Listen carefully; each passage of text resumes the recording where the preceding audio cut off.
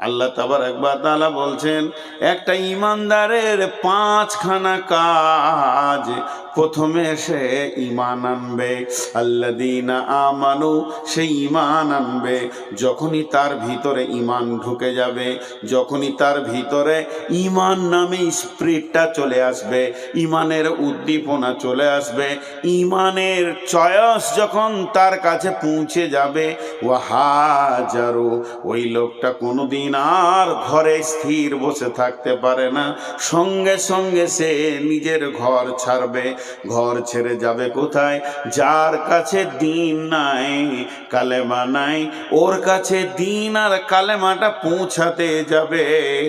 একটা ঈমানদার বসে বসে সময় নষ্ট করতে পারবে না। তার পৃথিবীতে সেকেন্ডের মূল্য আছে, তার পৃথিবীতে মিনিটের মূল্য আছে। আল্লাহ তাবারক ওয়া তাআলা বলেন, যখনই তোমার ভিতরে ঈমান নামে বস্তুটা ঢুকে গেছে, জেনে নাও তুমি একটা বিরাট ক্ষমতার মালিক হয়ে গেছো। তুমি আল্লাহকে চিনেছো, রসুলকে চিনেছো, তোমার 6টা জিনিসের প্রতি ঈমান হয়ে গেছে। এরপরে তোমার কাজ কি?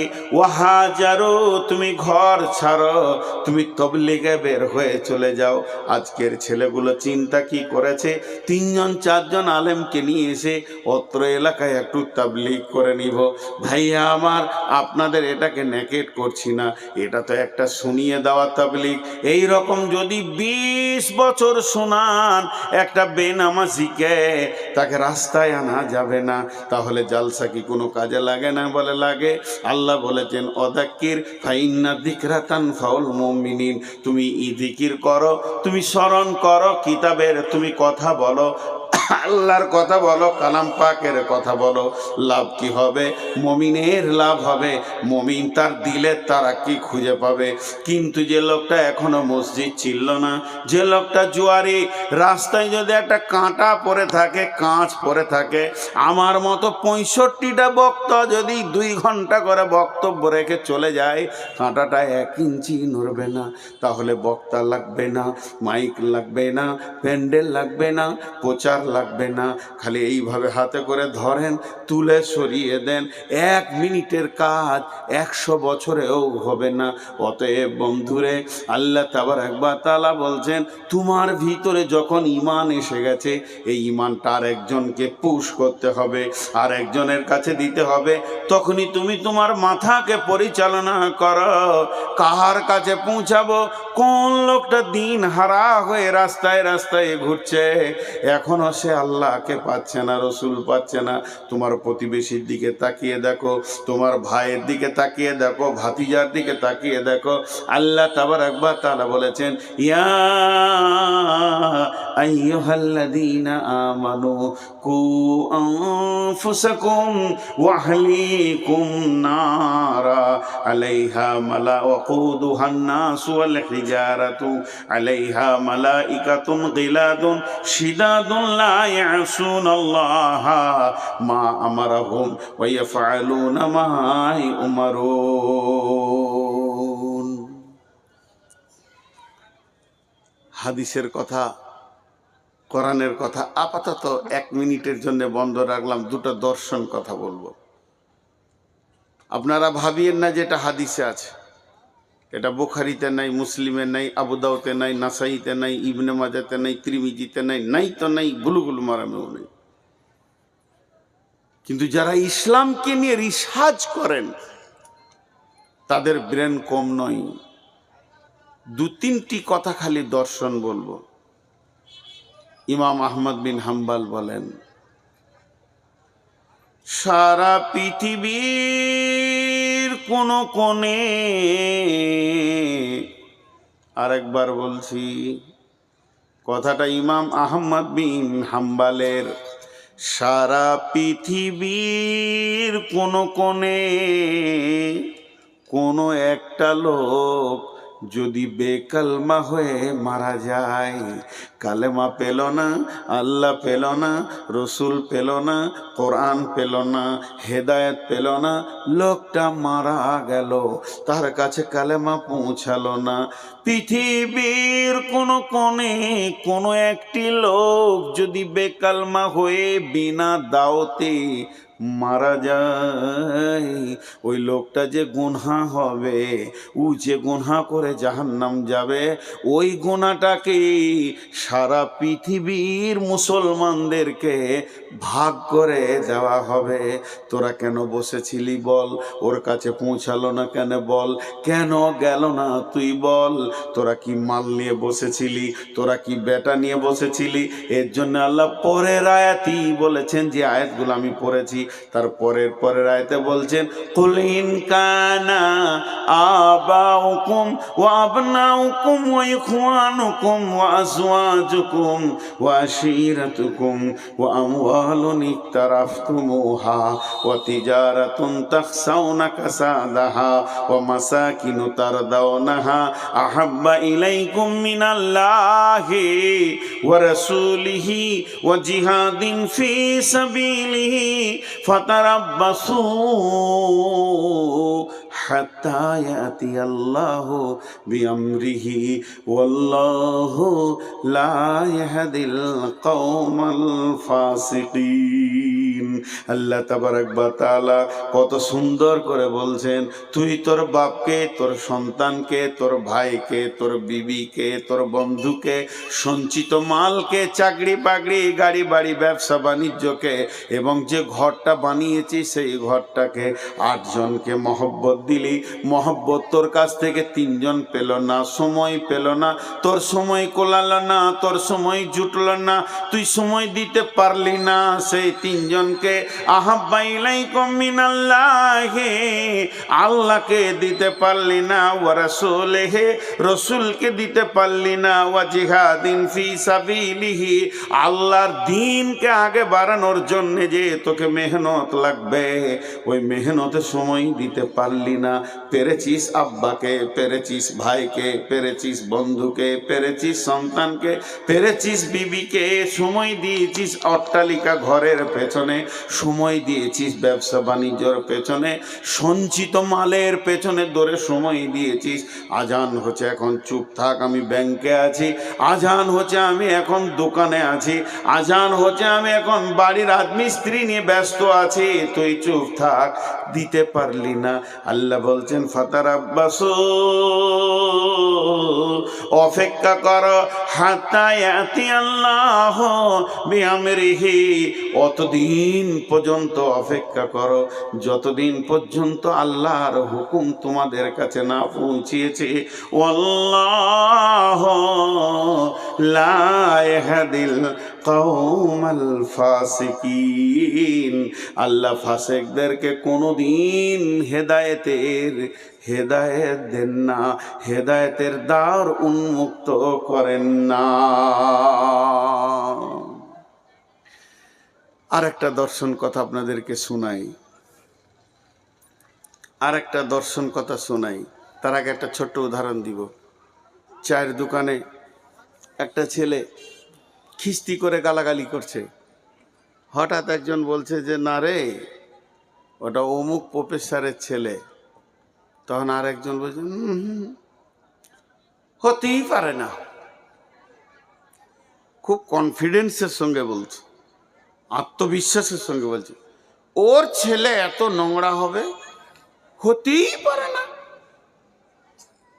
পরবর্তীকালে গোপনে নিবিড়ে খবর নেওয়া হলো, ওটা প্রফেসর সাহেবের ছেলে নয়, ওর শালি যেটা মারা গেছে তার ছেলে। এর কাছে মানুষ হচ্ছে, কাউকে বুঝতে দেয়নি। তো এর কনফিডেন্সটা এমন ছিল কেন? বলে ওর বিচে তো এত নোংরা মাল হবে না। এটা উদাহরণ দিলাম। ঠিক একজন দার্শনিক বলছে, বেনামাজি, চোর, লম্পট, দাগাবাজ, সুদারু, জুয়ারি, তারপরে রান্ডি, বেশ্যা, এদেরকে দেখে যদি কারো কলিজাটা না ফাটে, উফ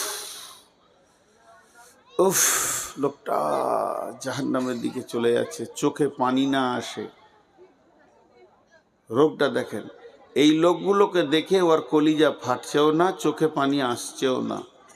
বলছে তুমি খুঁজে দেখে লাগাও, লোকটা রসুলের উম্মত নয়, উম্মতের লিস্টে ওর নাম নেই। কোন দিকে যাবে? হ্যাঁ, কোন দিকে যাব? হায়া শরম লজ্জা বিক্রি করে আছে।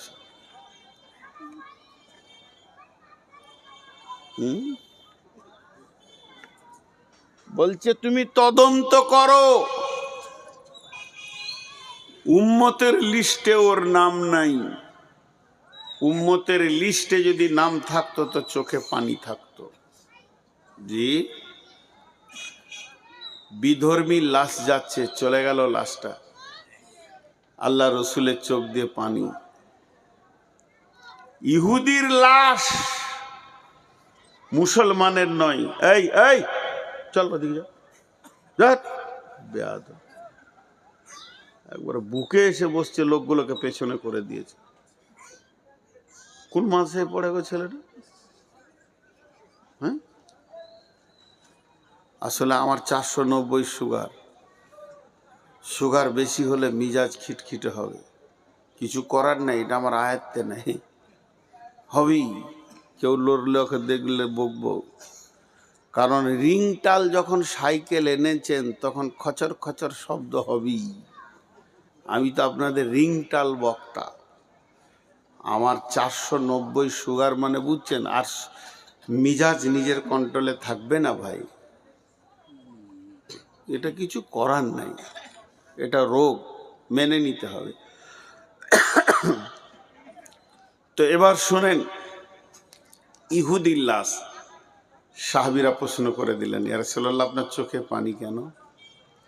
প্রথম নম্বরে মুসলিম নয়, দ্বিতীয় নম্বরে প্রতিবেশী নয়, তৃতীয় নম্বরে আত্মীয় নয়। মুসলিম নয়, আত্মীয় নয়, প্রতিবেশী নয়, তিনটি দরদের কোনো একটা অ্যাঙ্গেল থেকে ওকে পাওয়া যেছে না। লাশটা তো চলে গেল, আপনি কাঁদলেন কেন? বিশ্বনবী বললেন, হে আমার সাহাবীরা, যদি কালেমা পড়ে নিত তো আগুন থেকে বেঁচে যেত। বিশ্বনবীর কাছে খিদমতে একটা যুবক থাকতো, ছোট ছেলে, যুবক লয়, শৈশব কৈশবের বাচ্চা। দাঁতনটা এনে দিত, জুতোটা সোজা করে দিত, উজুর পানি এনে দিত। তিনি একাই নবীকে এত ভালোবাসতেন। ওই ছেলেটা হচ্ছে ইহুদিদের ছেলে, মুসলিমের ছেলে নয়। বাইদি বাই নবীজি শুনতে পেলেন ছেলেটি দুদিন আসেনি। হয়েছে কি? বলে অসুস্থ হয়ে বাড়িতে পড়ে আছে। নবীজি বললেন চলো যায়। সাহাবারা জালাম মাজমাইনদেরকে সঙ্গে করে নিয়ে ছেলেটিকে দেখতে গেলেন। ছেলেটি বিছানায় পড়ে আছে, আপ আপ করছে, আর জীবনের মাত্র কয়েকটা সেকেন্ড গুনছে, এরপরে সে পৃথিবী থেকে বিদায় নেবে। আল্লাহর নবী বললেন, কুল ইয়া গোলাম আশহাদু আল্লা ইলাহা ইল্লাল্লাহু ওয়া আশহাদু আন্না মুহাম্মাদান আবদুহু ওয়া রাসূলুহু।